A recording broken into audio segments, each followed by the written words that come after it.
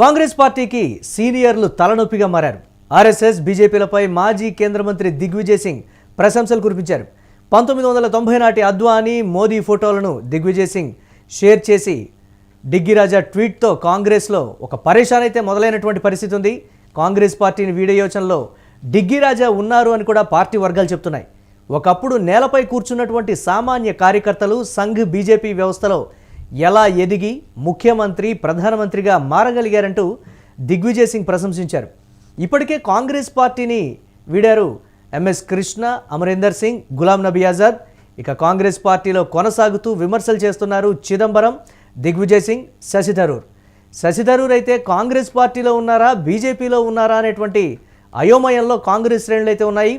ఇక తిరువనంతపురం కాంగ్రెస్ కార్యకర్తల పరిస్థితి అగమ్యగోచరంగా ఉంది అనేటువంటి మాట వినిపిస్తోంది. తిరువనంతపురం మేయర్ పీఠం బీజేపీ వశం చేశారు శశి థరూర్. సొంత పార్టీని విమర్శిస్తూ బీజేపీపై పొగడ్తల వర్షం కురిపించారు. కాంగ్రెస్ పార్టీ తప్పులను ఎండగడుతున్నారు చిదంబరం. పార్టీలో సంస్థాగతంగా మార్పులు చేయాలి అని సీనియర్లు అయితే అంటూ ఉన్నారు. అధ్యక్ష పీఠంపై సీనియర్లు కన్నేసినట్లుగా కూడా తెలుస్తోంది.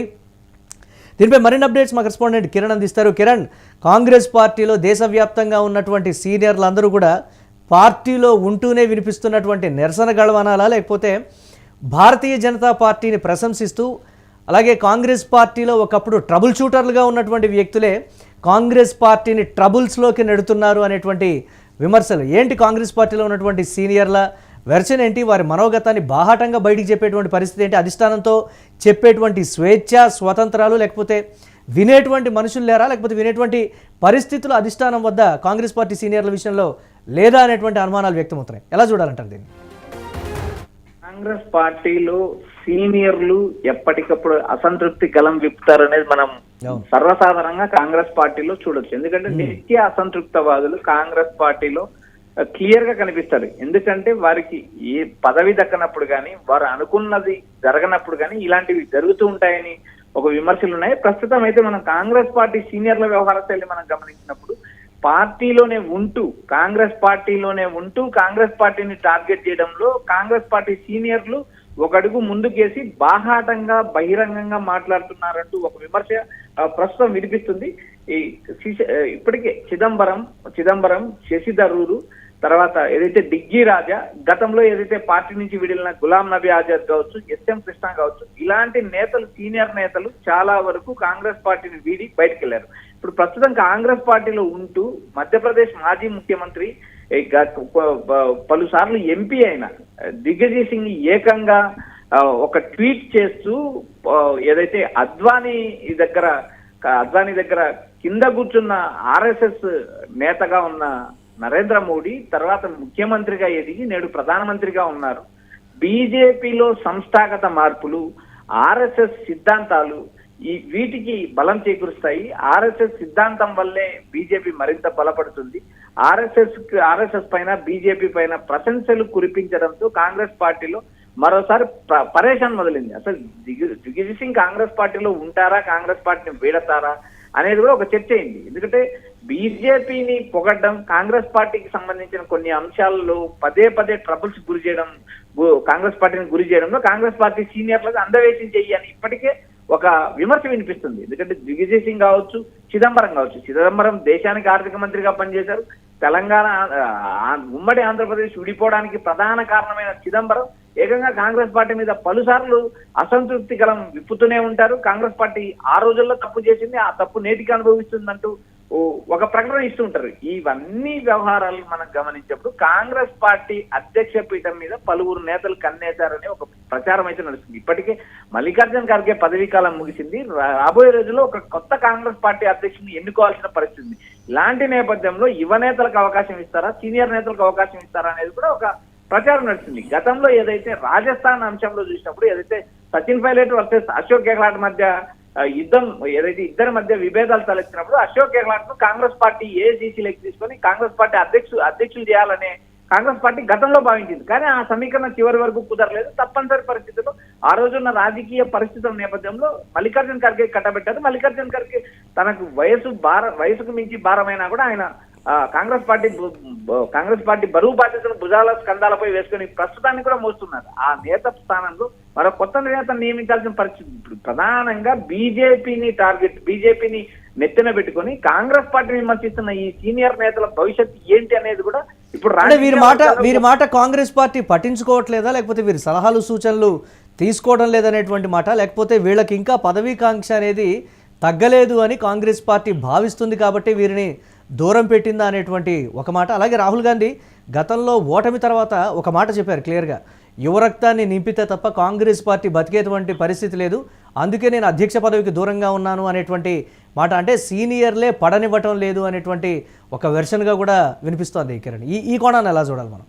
మరి కాంగ్రెస్ పార్టీ అనేది ఒక మహాసముద్రం లాంటి, ఆ సముద్రంలో ఎంత ఈదాల్సిన సముద్రం చాలా కనిపిస్తూ ఉంటుంది. కాంగ్రెస్ పార్టీ చాలా లోతైన పార్టీ. ఎందుకంటే ఒక నిర్ణయం తీసుకునే ముందు ఆ కాంగ్రెస్ పార్టీలో విశాలమైన స్వేచ్ఛ కూడా ఇస్తారు. ఆ నాయకులకి కుల మత ప్రాంతాలకు అతీతంగా కాంగ్రెస్ పార్టీలో వ్యక్తిగత స్వేచ్ఛ ఉంటుంది. ఒక నాయకుడు పార్టీని గాని ప్రభుత్వాన్ని గాని విమర్శించినా అది వ్యక్తిగత విమర్శగా పరిగణలోకి తీసుకుంటారు. అపరిమితమైన స్వేచ్ఛ కాంగ్రెస్ పార్టీలో ఉన్న నాయకులకు అపరిమితమైన స్వేచ్ఛ ఉంటుంది. ఆ స్వేచ్ఛను అనువుగా వాడుకొని ఏకంగా కాంగ్రెస్ పార్టీ పైనే విమర్శలు కురిపిస్తున్నారు సీనియర్ నేతలు. ఏదైతే యువకులను కొత్త తరం వారిని రాజకీయాలకు తీసుకురావాల్సిన రాహుల్ గాంధీని పదే అటు సిడబ్ల్యూ సమావేశం కావచ్చు, ఆయా రాష్ట్రాల్లో జరుగుతున్న సమావేశాలు కావచ్చు, రాష్ట్రాల్లో యువరక్తాన్ని నింపడానికి పిసిసి అధ్యక్షులు నియమించినప్పుడు కావచ్చు, ఇలా ప్రతి అంశంలో కూడా కాంగ్రెస్ పార్టీ సీనియర్లు వర్సెస్ రాహుల్ గాంధీ ఇది ఒక యుద్ధంలో నడుస్తుంది. కాంగ్రెస్ పార్టీలో రాహుల్ గాంధీ కీలకమైన నిర్ణయాలు తీసుకోవడానికి మరికొంతకాలం సమయం పడుతుంది. కాంగ్రెస్ పార్టీ పార్లమెంట్ లో ఎల్ఓపి అధ్యక్షుడు ఉన్నా కూడా రాహుల్ గాంధీ బీజేపీ పైన ఎదురుదాడి చేస్తున్నా కాంగ్రెస్ పార్టీకి సంబంధించిన మిగిలిన నేతల నుంచి ఆశించిన స్థాయిలో ఆ దూకుడు కనిపించడం లేదనేది ఒక రాజకీయ విమర్శ కనిపిస్తుంది. ఇప్పటికీ మనం గమనించినప్పుడు శశి థరూర్ కాంగ్రెస్ పార్టీలో పదవులు అందించారు, ఎంపీగా ఉన్నారు, గతంలో కేంద్ర మంత్రిగా ఉన్నారు.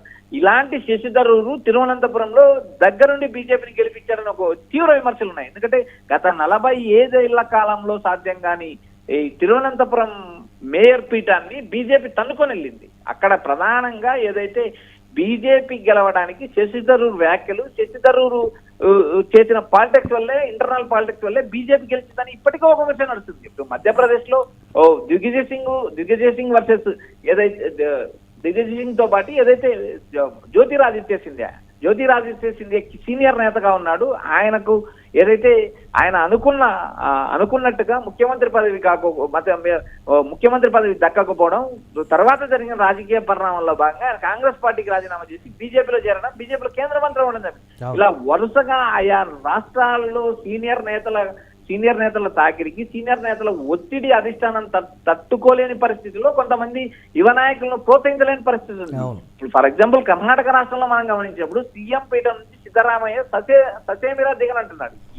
అక్కడైతే సీఎం పీఠం కోసం పోటీ పడుతున్న డీకే లాంటి వాళ్ళు పార్టీని వేడతారా అనే ప్రచారం కూడా నడుస్తుంది. ఇలా దేశవ్యాప్తంగా ఆయా రాష్ట్రాల్లో కాంగ్రెస్ యువ నాయకత్వాన్ని ప్రోత్సహించాలని రాహుల్ గాంధీ ఎన్ని ప్రయత్నాలు చేసినా పలు సమావేశాల్లో, సిడబ్ల్యూ సమావేశం కావచ్చు, రాష్ట్రాల్లో జరిగిన సమావేశాలు కావచ్చు, ఏఐసిసి సమావేశాలు కావచ్చు, ఈ వరుస సమావేశాల్లో రాహుల్ ప్రియాంక హవాకు అడ్డుకట్ట వేయడానికి అంటే అధిష్టానానికి వ్యతిరేకం అంటారా? వంశపారపర్యంగా వస్తున్నటువంటి రాజకీయ ఆధిపత్యానికి వ్యతిరేకం అంటారా? లేదు, ఆ స్థాయిలోనే అదే స్థానంలో మేము ఉండాలి అనేటువంటి వెర్షన్ సీనియర్లది అనేది కూడా ఇప్పటికీ అర్థం కానటువంటి పరిస్థితి ఉంది కదా. దానికి సంబంధించి ఏ కోణంలో చూడాలంటారు మనం? మురళి, కాంగ్రెస్ పార్టీలో ఏదైతే గాంధీ నాయకత్వాన్ని కోరుకునే నేతలు ఎక్కువ స్థాయిలో ఉంటారు. ఎందుకంటే కాంగ్రెస్ పార్టీ యాక్సెప్టెన్సీ పార్టీ, కులాలు, మతాలు, ప్రాంతాలకు అతీతంగా రాజకీయాలు చేస్తుంది. ఒక కులాన్ని అడ్డం పెట్టుకుని రాజకీయాలు చేయదు, ఒక మతాన్ని అడ్డం పెట్టుకుని రాజకీయాలు చేయదు అనే పేరు వచ్చిన కాంగ్రెస్ పార్టీకి గత 2014 ఎన్నికల నుంచి గడ్డుకాలం ఏర్పడింది. 2014 ఎన్నికల్లో కాంగ్రెస్ పార్టీ ఓడిపోవడంతో వరుసగా 3 ఎన్నికల్లో కాంగ్రెస్ పార్టీ ఓడిపోయింది. కానీ 2024 ఎన్నికల్లో కాంగ్రెస్ కూటమి బలంగా పోటీ ఇచ్చింది. కేవలం కర్ణాటక, మధ్యప్రదేశ్, రాజస్థాన్, తెలంగాణ ఇలాంటి ఇందులో కర్ణాటక, తెలంగాణ రాష్ట్రంలో కాంగ్రెస్ పార్టీ అధికారంలో ఉన్నా కూడా ఆశించిన స్థాయిలో ఎంపీ సీటు దక్కకపోవడంతో కాంగ్రెస్ పార్టీ అధికార పీఠానికి దూరమైంది. తెలంగాణలో 17 ఎంపీ సీట్లు ఉన్నప్పుడు కేవలం 8 ఎంపీ సీట్లు మాత్రమే 9 ఎంపీ సీట్లు మాత్రమే 8 ఎంపీ సీట్లు మాత్రమే కాంగ్రెస్ గెలిచింది. కర్ణాటకలో 26 ఎంపీ సీట్లు ఉంటే కాంగ్రెస్ పార్టీ కేవలం 11 ఎంపీ సీట్లు గెలిచింది. ఇలా ఇక్కడ ప్రధానంగా కాంగ్రెస్ ఓడిపోవడానికి కాంగ్రెస్ లో ఉన్న కాంగ్రెస్ పార్టీ చేసిన తప్పులు కావచ్చు, కాంగ్రెస్ పార్టీలో ఉన్న నేతలు క్రియాశీలకంగా కానీ వేగంగా నిర్ణయాలు తీసుకోకపోవడం కాంగ్రెస్ పార్టీ ఏకంగా మళ్ళీ 5 ఏళ్ల అధికారానికి దూరం అయిందని ఇప్పటికే విమర్శింది. ఓవరాల్ గా మన దేశవ్యాప్తంగా కాంగ్రెస్ నాయకులను మనం గమనించినప్పుడు కాంగ్రెస్ పార్టీ నుంచి ఇతర పార్టీలకు వెళ్ళి ముఖ్యమంత్రి నేతలు ఉన్నారు. అస్సాంలో ఉన్న హిమంత బిశ్వ శర్మ కాంగ్రెస్ పార్టీని వీడి బీజేపీలో ముఖ్యమంత్రి అయ్యారు. ఇప్పుడు కాంగ్రెస్ పార్టీని కాదనుకుని బయటికి వెళ్ళిన జగన్మోహన్ రెడ్డి ముఖ్యమంత్రి అయ్యారు. కాంగ్రెస్ పార్టీని కాదనుకుని బయటికి వెళ్ళిన మమతా బెనర్జీ ముఖ్యమంత్రి అయ్యారు. శరద్ పవార్ ముఖ్యమంత్రి. ఇలా చెప్పుకుంటూ పోతే కాంగ్రెస్ అనే సముద్రం నుంచి బయటకు వచ్చిన నేతలు చాలా మంది ముఖ్యమంత్రి అయ్యారు. అంటే వీళ్ళందరూ కూడా పార్టీ మారేటువంటి ఉద్దేశంతో చేస్తున్నటువంటి విమర్శలా, లేదు పార్టీలోనే ఉంటాం మాకు స్థానాన్ని కల్పించండి ఆ స్థాయిలో మాకు, అంటే వీళ్ళ ఆధిపత్యం గతంలో ఏ విధంగా అయితే దేశవ్యాప్తంగా ఉన్నటువంటి కాంగ్రెస్ పార్టీకి సంబంధించిన అన్ని రాష్ట్రాల రాజకీయాల్ని శాసించినటువంటి కీలక నేతలు వీళ్ళే బాహాటంగా బయటకు వచ్చి మాట్లాడుతున్నారు అని అంటే ఆ స్థాయిలో వీళ్ళకి స్థాయి ఇవ్వలేదనా, లేకపోతే దానికి సంబంధించి కూడా ప్రధానంగా ప్రశ్నలు తలెత్తుతున్నాయి కదా. అంటే పార్టీ మారతారా, పార్టీలోనే ఉండి పార్టీకి ట్రబుల్స్ తీసుకొస్తారా అనేటువంటి ఒక చివరి ప్రశ్న, దీని ఎలా చూడాలంటారు? ఎస్ మురళి, కాంగ్రెస్ పార్టీలో సీనియర్లు కాంగ్రెస్ పార్టీ అధ్యక్ష స్థానాన్ని ఆశించడం చాలా సహజం. రాజకీయాల్లో అధ్యక్ష స్థానం ఇవ్వడానికి ఇక్కడ వచ్చిన సమస్యలు కూడా క్లియర్ గా ఉంటాయి. ఎందుకంటే గాంధీ కుటుంబానికి అనుకూలంగా ఉన్న నేతకు మాత్రమే సోనియా గాంధీ కానీ, రాహుల్ గాంధీ కానీ, ప్రియాంక గాంధీ కానీ వారి ముగ్గురు నేతలకు అనుకూలంగా ఉండే నేతను మాత్రమే కాంగ్రెస్ పార్టీ అధ్యక్షుడిగా చేసే అవకాశాలు ఎక్కువ ఉంటాయి. ఎందుకంటే ఇప్పుడున్న సీనియర్ నేతలు ఎవరు కూడా రాహుల్ గాంధీని కానీ ప్రియాంక గాంధీని కానీ మెప్పించే పరిస్థితులు లేవు. ఓ యువ నాయకుడికి బాధ్యతలు ఇవ్వాలనే యోచనలో రాహుల్ టీం ఉంటే, మరోపక్క సోనియా గాంధీ దగ్గర ఉన్న సీనియర్ నేతలందరూ ఈ ప్రతి సందర్భంలోనూ అడ్డుకునే నేపథ్యం కనబడుతుంది. ఇటు దేశవ్యాప్తంగా కాంగ్రెస్ పార్టీ రోజు రోజుకు బలహీనమవుతున్న నేపథ్యంలో కొత్త నాయకత్వాన్ని, యువ రక్తాన్ని ప్రోత్సహించాలంటూ రాహుల్, ప్రియాంక ఒక ప్రయత్నాలు చేస్తుంటే మరోపక్క సీనియర్ నేతలు ఇంకో దారి ఎత్తుకుతున్నారు. ఇలా దేశవ్యాప్తంగా కాంగ్రెస్ పార్టీ అధ్యక్ష పీఠాన్ని ఆశించడం సర్వసాధారణం. అదే అంశాన్ని ట్వీట్ చేస్తూ ఏదైతే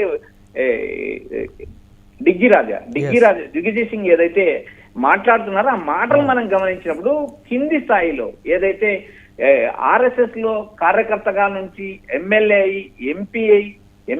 ముఖ్యమంత్రి అయ్యి తర్వాత ఎంపీ అయి ప్రధానమంత్రి అయిన స్థాయికి ఎదిగిన నరేంద్ర మోడీ గురించి కూడా ఆయన స్పెషల్ గా కోట్ చేశారు.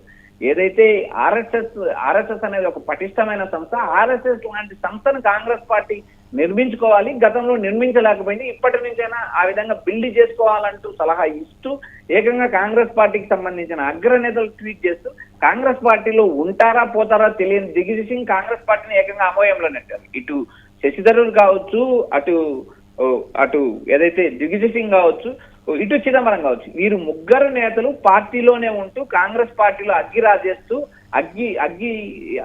నిప్పులు రాజేస్తూ నిరంతరం రాజకీయాలు చేస్తుంటారు. గతంలో ఏదైతే అధ్యక్ష పీఠాన్ని కావాలనుకుంటే ఎవరైతే అధ్యక్షుడు కావాలనుకుంటారో ఆ నేత సోనియా గాంధీ కుటుంబానికి విధేయుడై ఉండాలి, విధేయుడు ఉన్న నేతలకే అవకాశం ఇస్తారు. అలాంటి అవకాశం మల్లికార్జున్ ఖర్గేకి వచ్చింది. మల్లికార్జున్ ఖర్గేకి రావడానికి is loyalist of Congress party, loyalist of Sonia Gandhi.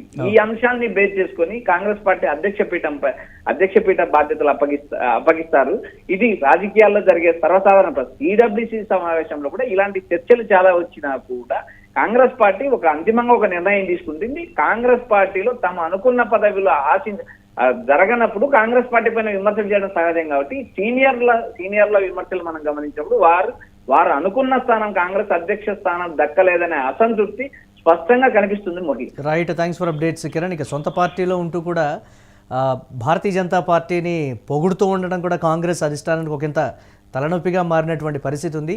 Congress party సీనియర్ల విషయంలో అధిష్టానం అంటే వీరి మాట వినడం లేదా, వీరి సలహాలు సూచనలు తీసుకోవడం లేదా, ప్రస్తుతం దేశవ్యాప్తంగా ఉన్నటువంటి కాంగ్రెస్ పరిస్థితి ఈ విధంగా రావడానికి సీనియర్ల యొక్క ఆధిపత్యం కావచ్చు, వారి చర్యలే ఈ పార్టీ అంతా కూడా దిగజారిపోవడానికి కారణమని రాహుల్ గాంధీ పదే చెప్తూ ఓటమి తర్వాత కూడా వారు చెప్పినటువంటి మాట పార్టీని పూర్తిగా ప్రక్షాళన చేసి సీనియర్లకు సంబంధించి కాకుండా యువ రక్తాన్ని జోడిస్తే తప్ప వచ్చే ఎన్నికల నాటికి కాంగ్రెస్ పార్టీ మెరుగైనటువంటి స్థానాల్ని సంపాదించేటువంటి అవకాశం లేదు అని పదే పదే చెప్తున్నారు. కాంగ్రెస్ పార్టీలో యువ రక్తం నిండిన తర్వాతే నేను అధిష్టానం బాధ్యతలు తీసుకుంటాను అనేటువంటి మాట కూడా ఆయన గతంలో చెప్పినటువంటి పరిస్థితి ఉంది. కానీ ఈ రోజున సీనియర్ల తిరుగుబాటు బావుట పార్టీకి నష్టాన్ని చేకూరుస్తూ అధికార పార్టీకి భారతీయ జనతా పార్టీకి ఒకంత లాభాన్ని చేకూరుస్తున్నటువంటి పరిస్థితి అయితే ఉంది. సీనియర్లని మందలిస్తుందా, లేకపోతే పార్టీ నుంచి సస్పెండ్ చేస్తుందా, లేకపోతే వారే పార్టీ మారే ఉద్దేశం ఉంది కాబట్టి ఈ స్థాయిలో కామెంట్స్ చేస్తున్నారనేది ఒకంత ప్రశ్నార్థకంగా మారినటువంటి పరిస్థితి.